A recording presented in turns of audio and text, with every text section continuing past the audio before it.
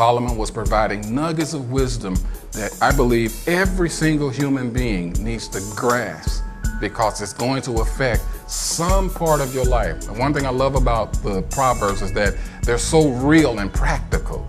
We're actually taking the time to go through this first chapter of Proverbs and look at what Solomon was actually dealing with and what he was talking to us about and how it affects our lives in very specific ways.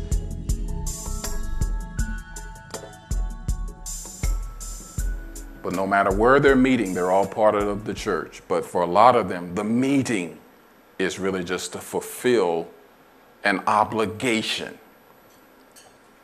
They just feel obligated to meet because they don't want the pastor to say something.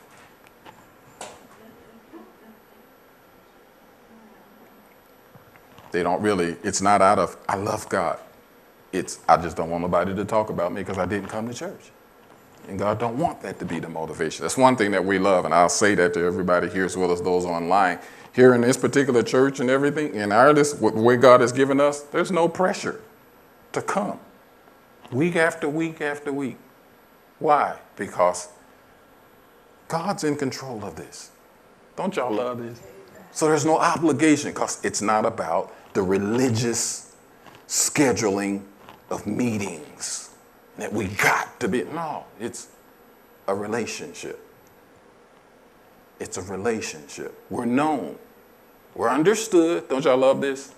We're accepted.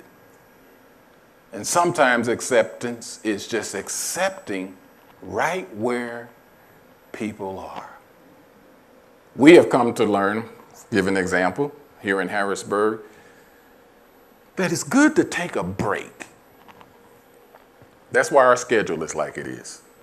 Because people have been driven for so long to have to be at that meeting 52 times a year.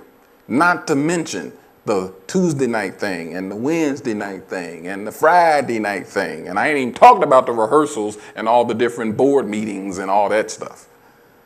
And so we end up living our lives in the four walls of, quote, a church building and not really living life. Because it's not about the schedule. It's not about the ritual. It's about reverence, fear of God. I love him. He understands me. He accepts me right where I am. Aren't y'all glad? Say, thank you, Lord. That's enough to dance on already. Yeah!